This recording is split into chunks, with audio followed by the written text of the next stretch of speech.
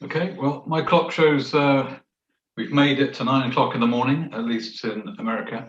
So we'll kick off, and it's my great pleasure to welcome Ian Brown, Major Ian Brown from the US Marine Corps University there in the US.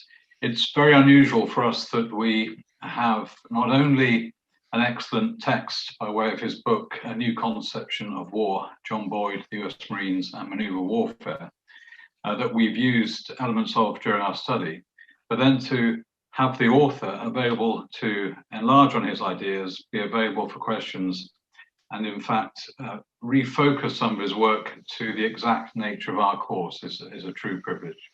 So we've asked Ian to have a look at Boyd, maneuver warfare and air power of small states, how Boyd's various theories can be utilized by states which may have a technical advantage, but definitely has a quantitative disadvantage. And Ian's kindly agreed to do that despite having many other commitments. So in advance, thank you, Ian, for the work you've done already to get to this stage. Thank you for your book, which we find extremely useful. And I'll now hand over to you to give us your thoughts on the topic, and then hopefully have some time for questions following it. There is no one following you. So you're not pressured to finish by a certain time. We'll just take all that you have to offer. Thank you, Ian. Okay, great. Thanks, Mike. And I know I'm personally, very grateful and pleased and excited to be able to talk to you and your students here. And I know also on behalf of the Krulak Center, this is exactly the kind of outreach and collaboration with, partner allied nations that our director has always envisioned. And while we would, someday we want to get there in person and have boots on the ground over there, I think this is a good start, and we're definitely happy to do this virtual collaboration as a bridge to something hopefully bigger and better here and in person in the near future. I'm sort of how I approached this was yourself and your staff were very helpful in sending me a lot of the courseware and kind of the readings and how you sort of framed John Boyd and maneuver warfare in the context of Sweden's unique strategic outlook. And so what I kind of did was try and figure out, I didn't want to basically regurgitate the stuff that you've already covered or the stuff that's in my book, but I tried to look for those things that we could jump off from, especially based on sort of the end of the briefing that you sent me, which is looking at Boyd in Sweden and Sweden's concept of maneuver warfare and sort of the objectives that doctrine takes, and then put that in the context of some historical examples where other nations sort of facing a similar strategic outlook sort of exemplified a few of those things that I pulled out here. So I'll talk about that a little bit as well. To sort of frame it all, let me try and get my slides up here again. My slideshow again? Yeah, looks good. Okay, great. There we go. Okay, so I'm sort of taking just sort of picture. I'm jumping off from the very end of that briefing that you sent me, looking at Boyd, his background, and how that looks into Sweden's strategic context and into the issues about air strategy, air power doctrine, and the small nations dilemma. So there are kind of three main points I want to pull out and talk about first of all, which are some of the things that I found in my own work that were sort of not immediately present or obvious in a lot of sort of the more superficial discussions about Boyd and his ideas, and which I think are which is unfortunate because in a lot of ways these are really sort of the core things that he was driving at that sort of represent the conceptual engine that drives the rest of his ideas. So I want to take a few minutes to kind of first talk about these three things that he framed, and then I'm going to put it in the historical context, and then talk about how I think we can tie this all together into the small nations dilemma when it comes to air power. So the three things are, and I don't think I ever pronounced this right, but it's the idea of Fingerspitzengefühl that he mentions repeatedly in his discussions, talking about trust, and then something he almost talks about, it feels like an afterthought, especially in the way a lot of his other ideas are emphasized. But to me, it struck me as really one of the key things in his ideas that does not get enough attention and deserves it, because especially today, this is something with some of the weapon technologies, as well as other technologies, informational technologies especially, I think are increasing in importance and are something that the small nation, the smaller Air Force can help leverage with their existing capabilities to gain an asymmetric advantage against a larger, more numerous opponent on paper. So we'll go back and we'll start with what you had in your original presentation as the big O, right? Orientation, which I fully agree. This is the engine under the hood that really drives the rest of his concepts. And the key thing to understand about the orientation is that it's something I sort of try and counter here, even in the Marine Corps and in other discussions about Boyd, is that it's often presented as this thing like it's an in the moment process that you see the stuff going on around you, you somehow orient on it, which is a often undefined mental process, and then you do your decision and your action inside the concept of the OODA loop that Boyd has. But as you put out here in your presentation, there is a lot more going on in there. But those individual subcomponents are something that in some other forums I've tried to explain a little bit more detail. Is these are all things that, first of all, you bring with you into the conflict. It's not something that's just happening in the moment. These are things that you ideally have developed in yourself and in your organization long before the conflict ever starts. And sort of the flip side of that is because there are things that are developed before you get there, you can develop these and turn them into an advantage for yourself if you understand that these things can be developed and should be developed with as much time as you have prior to you finding yourself in a conflict where you're making those decisions in the Boyd loop. And sort of tying this back to just the discussions of some of the definitions of Swedish maneuver warfare that I found in that brief, talking about influencing, splitting, cutting off, fighting an opponent, looking at those four factors, going after opponent's organization, morale, and other cohesive factors. This kind of goes back to something I did touch a little bit on in the book as well, which is a lot of as Boyd is describing his ideas, and this idea of, out-tempoing, out-thinking, out-leadering your adversary, it often seems to require an almost unnatural degree of prescience and internal cohesion on the friendly side to execute. And it's a fair question to ask, is this very high standard of being able to build up your orientation and then execute at a much higher tempo, is this even possible?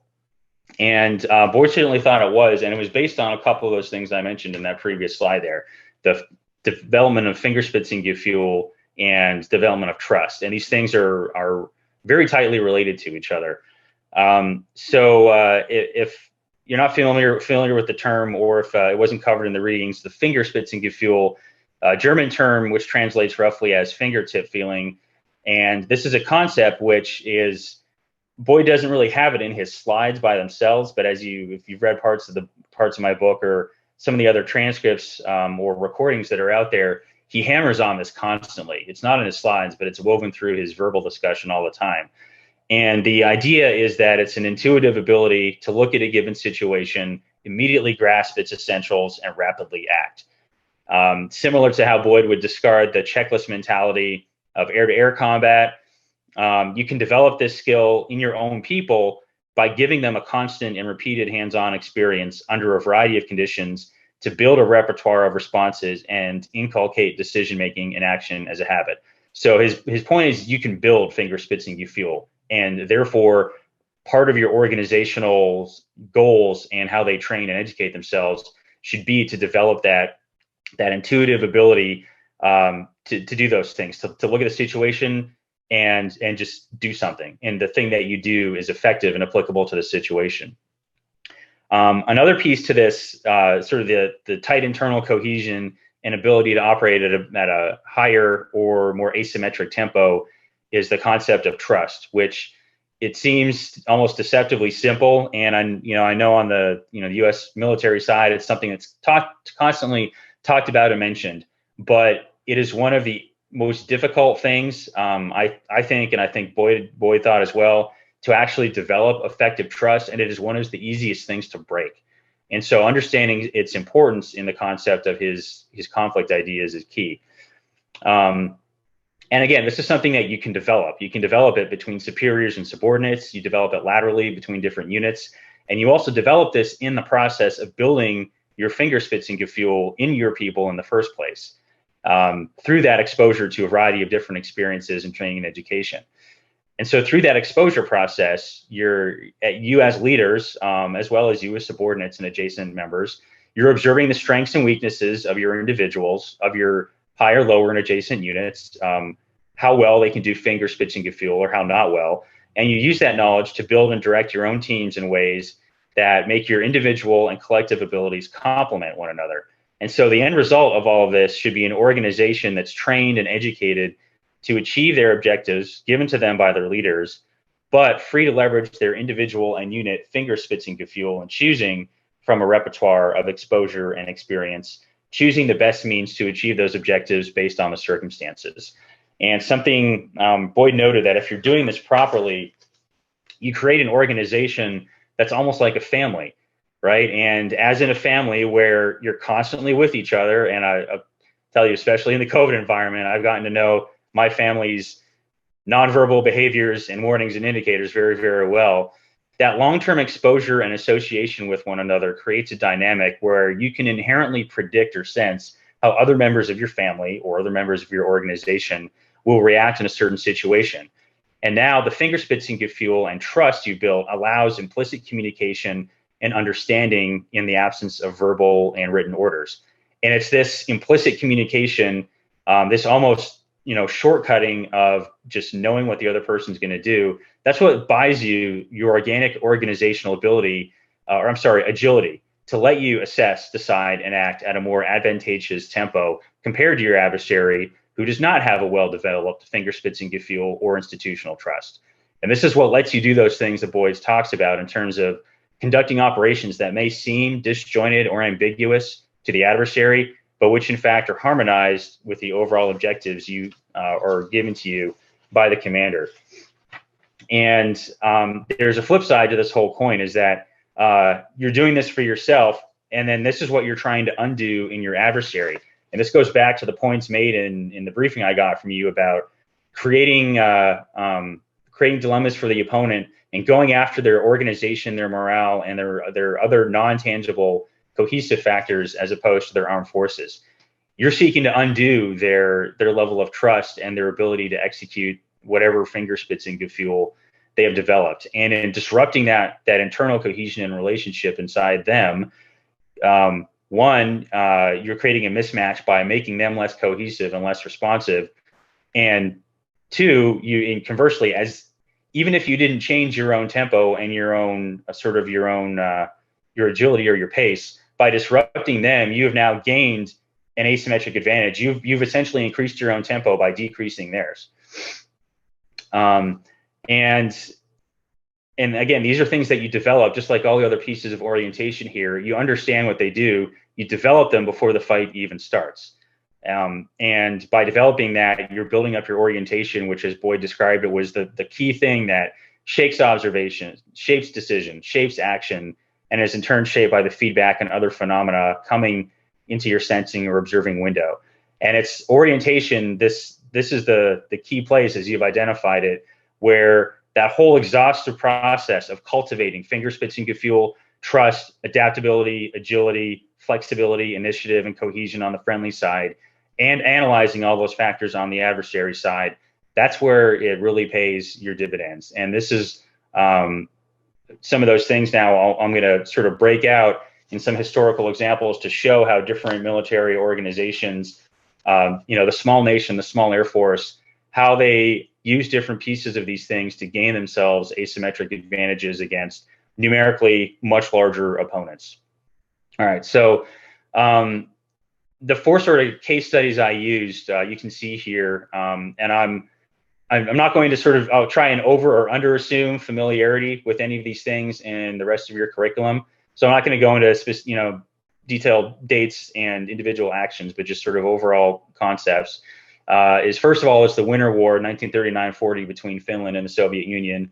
the 1967 Six-Day War between Israel and its various Arab neighbors. How ISIS has used drones or unmanned aerial systems, and not in any particular engagement, but just in how they've used it to use what a commercial drone gives you now to their advantage as an organization that, arguably they got to the point where they had the resources of a nation state, but even at their highest, they were never as strong as the various other, more sort of formal established states around them. But they were able to use these things to gain themselves some very particular advantages for at least a time. And then the last thing was the Nagorno-Karabakh war between Azerbaijan and Armenia last year, which is another interesting case study about drones. So it kind of broke this down into half and half. So I think the Winter War and the Six-Day War are a couple of examples of organizations that leveraged that Fingerspitzengefühl, that trust, and a very sort of cold and calculating assessment of their own strengths and weaknesses versus their opponent's own strengths and weaknesses in order to gain significant advantage beyond their numerical size on paper. So I didn't know very much. I knew sort of a little bit about the Six-Day War and ISIS and the Nagorno-Karabakh War. Didn't really know that much about the Winter War, and I found it fascinating to, Marine Corps. We talked about being on a shoestring budget all the time. The Finnish Air Force was really on a shoestring budget, and sometimes that was by design, sometimes that was just by mismanagement by their government. But the point is that they had very few aircraft to start with. A lot of the aircraft they had going into the Winter War were old or obsolete. And they're also operating under extremely austere conditions, which you probably know the operational conditions in that part of the world a lot better than I do. But these are very challenging things to, keep an Air Force up and flying when you don't have a lot of money for maintenance and sustainment, or to build, really good airfields and really good maintenance facilities. But they focused on a few things to offset, sort of the disadvantages on paper. They accepted the disadvantages. They didn't fight against them. There's no more money coming. They're not going to get more modern aircraft or more numerical aircraft. What are the things that they can control? Those were really building that Fingerspitzengefühl and that trust amongst their aircrew and amongst their maintainers by doing intensive and focused training and mission analysis. They understood that they didn't have the numbers to win in a dogfight, so they focused a lot of their training on aerial gunnery and attacking what they saw as the Soviets' weak point, which was their bomber force. They understood the limits of their aircraft, especially example was the Brewster Buffalo that they had. Not a fast or nimble aircraft, but it was extremely fast if you could put it into a dive. So they combined that with their gunnery training and their focus on the bombers to generate a specific TTP where they would dive down into a bomber formation, open up with their guns, go after not the machine first, but go after the pilots first, and then come back around and try it again. And they also allowed for a great deal of personal initiative in how they sort of doctrinally organized themselves in their flights. And there's something I didn't know, but that they adopted some of the modern fighter tactic approaches in the 1930s a lot earlier than a lot of the other belligerents in World War II. Those were things like a flexible two-ship formation as their basis, which then you could you add that to another two-ship formation for flexibility of numbers. And they had what they called a see first, shoot first tactical approach, which allowed for the personal initiative of pilots, regardless of rank or flight experience, that if you were the first one to see a target, you went after it, right? You didn't wait to ask permission to a more senior wingman, or you didn't do kind of as if you got to that part of my book, the American Air Force in the Korean War, Boyd wasn't a shooter. Boyd was in that covering wingman position where the more senior flight person was the one who would go in for the kill, and Dash 2 would just sort of be there to cover him. The Finns accepted they didn't have the number of people or the time to have a conversation about who goes to shoot it down. So see first, shoot first. And what all this is this allowing a personal initiative also builds trust between the various air crews so that they accept that if somebody's going after a target, they trust that they're going to use their training properly to go and actually shoot that target down, and two, that person going in for the kill is trusting the rest of their flight there. They're now de facto wingman to cover them as they're doing this. And they build that trust and that ability to intuit who's going to shoot first by doing that intensive training, by focusing on those few things of excellence prior to the war. And I think another piece of this was being able to do all of this under extremely austere conditions, where their airfield could have been a frozen lake and a windsock and maybe a heating cart to get the engine going. I think it's something I certainly appreciate in my own time as a pilot is you're not doing anything if you don't have a good maintenance department and a good relationship between the people keeping the aircraft working and the people actually flying the aircraft. So their ability to generate sorties under those extremely austere conditions, I think, speaks to a very high level of mutual trust in between those pilots and those maintainers on the ground, and able to keep the few aircraft that they had up in the air as long as they did, and have them work well enough that in the Winter War, I forget if it was a specific type model of aircraft or not, but the Finnish Air Force was racking up these insane kill ratios against their Soviet opponents, something like 16-1, which is a real testament to all of that stuff coming together, that Fingerspitzengefühl, that ability to know who's going to go in and shoot first, that trust between the air crews, that trust and relationship between those on the ground.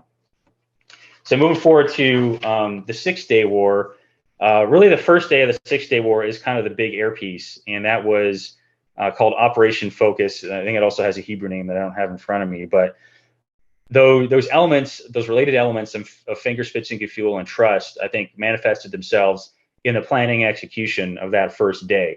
And there's a lot of similarities to what the Finnish Air Force was doing in the Winter War. That focus on the training and a hard, cold, calculating focus on the mission.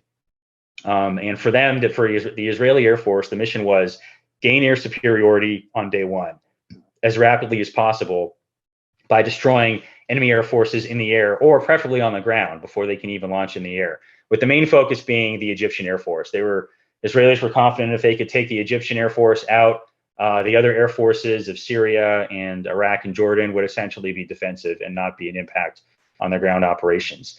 Kind of like the Finnish Air Force, the Israeli Air Force understood what their aircraft could and couldn't do.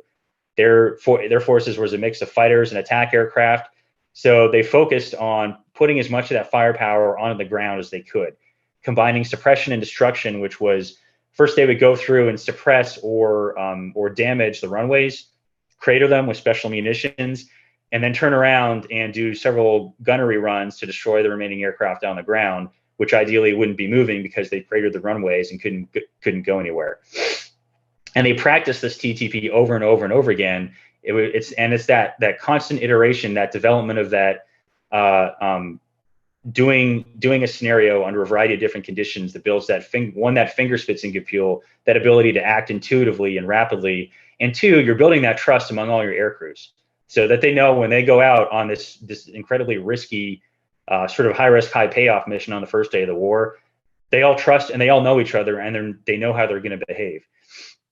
And this is important in another way. Something I didn't know as well, reading about this, what they'd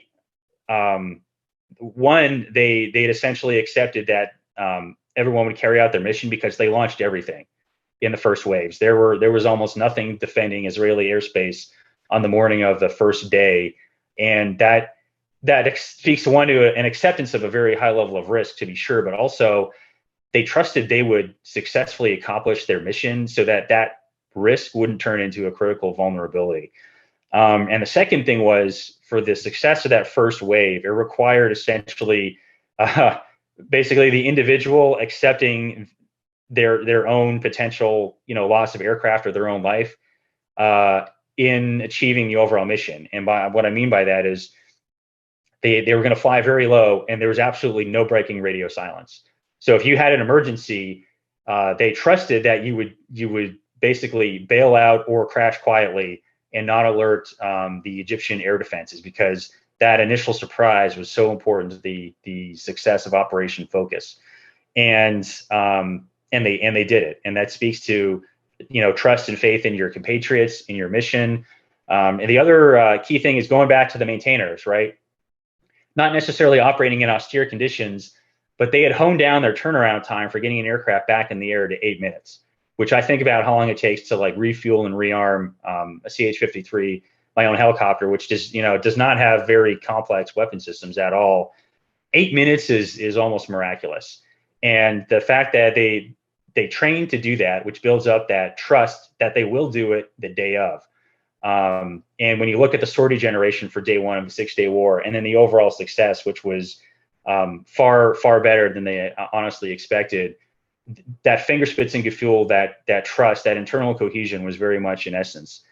And another final piece to this was that trust piece was, because they were so outnumbered and they so badly needed day one to be successful, the pilots and the commanders in the Israeli Air Force had to have credibility up and down the chain of command. That credibility had to be built on accurate reporting of how well the mission went or how badly the mission went, because that's going to immediately drive into whether or not you need to reattack a target. And the success or failure of that first day of the Air Force potentially is the success or failure of your nation's survival. So there's no room for, inflating your numbers or, thinking you got 5 where really you only are confident in 2, and maybe those other 3 had superficial damage. You had to trust that the reports were accurate, and the leaders were trusting that to inform future operational decisions. Okay, so that really, I think, hits home on the Fingerspitzengefühl and the trust, how you build that into an organization to gain an asymmetric advantage by that tight cohesion, that inherent communication, and that absolute reliance on each other. So let's move forward to that strategic narrative, and now we're going to move on to talk about ISIS and the Azerbaijan-Armenia war. And like I said, the strategic narrative is something that was sort of really captured in a lot of the other writing about Boyd. It's something I tried to bring out more in my book, because I found that when you get to the part of patterns of conflict, he's talking about it, you can kind of see in his hierarchy of forms of conflict, from attrition to maneuver to what he called moral conflict, that messaging piece, or what he called, quote unquote, the grand ideal, he saw that as a significant enabler to success on top of whatever your Fingerspitzengefühl, your trust, or the quality of your orientation was. And he called it the grand ideal. It was something that he, quote unquote, it pumped you up, right? It was a moral message, a moral cohesion that strengthened your own side, that it motivated your own side to go out and do its mission. It undermined that of your adversary if you targeted that message properly. And perhaps most important of all, it influences third parties out there, which for the small nation or small air force fighting a much larger enemy, the ability to bring other people onto your side to make up for that deficit of numbers can be key in a conflict. And so if you're tying your kinetic operations to a strategic message or a grand ideal of some kind, that message, that sort of that ideal that you say you're fighting for, basically almost acts as a weapon for you, tied back to whatever you're doing on the ground. And I'm going to give you another quote here from him. He said, it comes down to, you know your enemy, you know yourself, but you also know those third parties out there. It's not just a 2-cornered stool, it's a 3-cornered stool, end quote. And so I think this is where it gets us into, both ISIS, the Nagorno-Karabakh war, but also how drone technology, something not really present in those first 2 cases, and something that was definitely not really present in any sort of meaningful way in Boyd's lifetime, I think has become maybe wild card is too much, but it's become a new thing that potentially allows for the reinforcement of that grand ideal or that strategic narrative, and is also a way to sort of democratize technology and how technology is used on the battlefield in a way that gains smaller nations or even non-state actors like ISIS, gains some of the advantages that used to be the purview only of those major powers. Now it's not. Now it's something that anybody can go down to an electronics store and get their own and modify. So, looking at the things that ISIS did, we all saw it on the news, right? And that's the point. that was the large point of why ISIS was what they were doing with their unmanned aircraft was, they were using sort of messaging and media on the ground ahead of their offensive to, scare their opponents, undermine their morale. But they were also using drone technology to give you really high fidelity, high quality imagery of just how much they were defeating and undermining their opponents. So in a lot of ways, like the drone message was the point, was to show what they were doing, was to have a, we wouldn't look at it as an ideal in terms of a good or bad moral outcome, but for them, it was their grand ideal. It was their message of the caliphate is rising. We are successful. All the things all these other sort of has-been terrorism groups have talked about building the caliphate. We are doing that, and we can show you the proof. It's here on camera in high resolution, and we're going to blast it out on all of our informational or media channels. And a lot of the reporting on how ISIS was using the drones was they did a little bit of modifying drones, as you can see in that screenshot, modifying them to carry, sort of rudimentary munitions. And they did a fair amount of experimenting with this, and they had some successes, especially when the adversaries were not expecting a small, drone that, I could go and buy from Walmart, basically, and in the United States, buy it, slap a munition on it, and all of a sudden this thing, I'm getting mini bombs from nowhere. They had some success with that, but the more important thing was, beyond the tactical impact on the battlefield, was the message that they were winning. And whether or not that message was always true, they were able to use drones to gather enough information to blast out their message, leveraging social media and other informational outlets to make it seem like they were winning. And that perceived reality was enough to convince, in a lot of cases, Iraqi forces or some other Syrian forces or what have you, to essentially quit before they even come in contact with the ISIS fighters. Using that message as victory becomes its own thing, using that message to undermine their adversary and then gain an actuality of victory without having to do sort of the messy stuff on the ground. Or if they did have to do it, the opponent was already demoralized and lacking cohesion. And that final violence on the ground was the final thing that sort of shattered the cohesion and drove their adversary back. Now, carrying this forward to the Nagorno-Karabakh conflict, in this case, the Azerbaijani military kind of got the best of both worlds. One, they weren't just using store-bought drones. They were using drones developed by Turkey and Israel, I think, were the two major components that were, that had advances in weaponization, loitering munitions that could be on the battlefield just hunting for targets, or those suicide munitions where you don't care if you recover the delivery platform, right? Which is an interesting consideration for any Air Force, but especially a smaller Air Force, is that you can't afford to lose your delivery platforms, right? Unless your delivery platform is a cheap loitering munition that you don't care if it comes back or not, because for the cost of one aircraft, you can go buy 10 or 100 of these things and get potentially even more firepower than you would on that one aircraft. So the Azerbaijan military, they had great effect on the battlefield with these drones, right?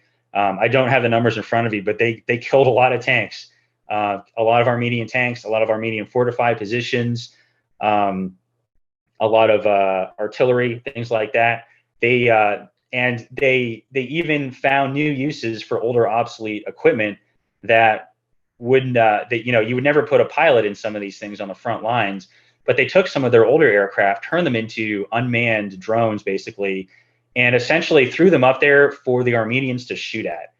And they, again, if you don't care if the platform comes back, you can find new and interesting things to do with them. So the Armenians, would shoot at these old obsolete drones that the Azerbaijanis didn't care about, revealing their firing positions to those much more precise loitering drones, which would then be the things that the Azerbaijanis used to go and attack those positions once they reveal themselves. So using the drones to a much greater tactical effect on the battlefield, but two, since every one of these drones also has that high resolution, high fidelity camera, they're taking all the imagery of these real successes and blasting that out as well, right? They're blasting it out to their own population to show, hey, we're winning, right? We're winning and we can prove it. We can show you, which is a great morale boost for your side, right? You've got the proof that, your military, these things that your country is deciding to invest in, it's working and you're seeing success on the ground. And two, on the flip side, on the Armenian side, your frontline soldiers, one, already know that they're getting hammered by these things. But two, all of those soldiers who are not getting hammered can see what's coming on social media, on their televisions. They can see it coming, and are they going to be next? Is that going to be them today or tomorrow? They don't know, but they're seeing this great success that the Azerbaijani military is having, and they can't stop it, which is an incredibly demoralizing feeling, because one thing I found interesting in this conflict was the Armenians had the benefit of some of Russia's more advanced kind of the big scary ones that I know in the Marine Corps we talk about too, right? Like the S-300, S-400, they had access to these things and they didn't matter. It didn't matter against these small, perishable kamikaze drones that they just could not stop. And so that apart from losing their tanks and their artillery and their fortified positions, the fact that you can't stop an enemy from inflicting their will on you is incredibly demoralizing. And Azerbaijan's ability to amplify that message, that grand ideal, that strategic narrative, and use it as a weapon in its own right is something that that drone technology, I think, has become a real enabler. Like I said, maybe not a wild card, but it's something that we don't fully appreciate, and something that has a disproportionate impact on the battlefield in comparison to its cost, its side, and its advancement. And like I said, this is something that I think we're only just beginning to appreciate, because we're seeing more and more use in terms of sheer numbers of these things on the battlefield, but we're also seeing them used in very innovative ways that that major powers have not necessarily calculated well or come up with an appropriate countermeasure to, and that's especially on the American side. We're in I'm sure in other militaries developing counter drone technology, whether it's like a ray gun you point up that disrupts the control signal, or something that can spoof its GPS positioning. Those kinetic military only tools are coming online. But how to stop the message, the narrative messaging, the information the drones are passing is something that still has to be countered. And as we're seeing in both the case of the Armenians and ISIS going against their adversaries, that message, those images, that strategic narrative that the drones can give you can be very effective, especially if the adversary is not good at information messaging on their own. If they don't have a good message to counter what the people employing the drones with the better strategic messaging is doing. And I think that's something that Boyd didn't live in the time of drones, but I think his idea of the grand ideal of using the information and the messaging as an enabler for yourself, as something to undermine the cohesion of your adversary and something to influence all of those third parties out there. I think he was probably ahead of his time in that respect. And I think that's something that, looking at these smaller conflicts like ISIS and the Azerbaijanis, Armenians, that these smaller nations, smaller air forces are already using and experimenting. And it's something that the larger powers and larger militaries who are sort of more reliant and assuming that their technological or their numerical quantity will offset that, I think we're seeing that is not being proven to be the case. And that I think creates some very unique opportunities to do those things that you talked about. Again, I'll go back to your own doctrine and your own messaging. That influencing, that was the first thing that's in that sentence on Swedish maneuver warfare, is influence. This messaging, those drones, and how they can deliver a message in their own right I think is really key. And then how it has that impact on your opponent's organization and morale and political domestic cohesion beyond the tactical impact on the battlefield are things where I think Boyd's message can be very applicable and is already being used by some of these smaller forces, smaller nations in very creative ways that are honestly a challenge to larger nations and larger powers. Thank you very much indeed for adding layers onto your thoughts that we've already read about in your book, but putting that in the context of those four really interesting and diverse examples. And what I've taken away from what you say actually is you can simplify this down to the essence of what's required, despite what processes might be put in place or some of the complex natures of the battle. The essence is a lot simpler than we try and make it sometimes. Thank you, and I'm happy to do it any other time. And I know my boss will be happy to loan me out and make our center's resources available to you as we find opportunities for more collaboration.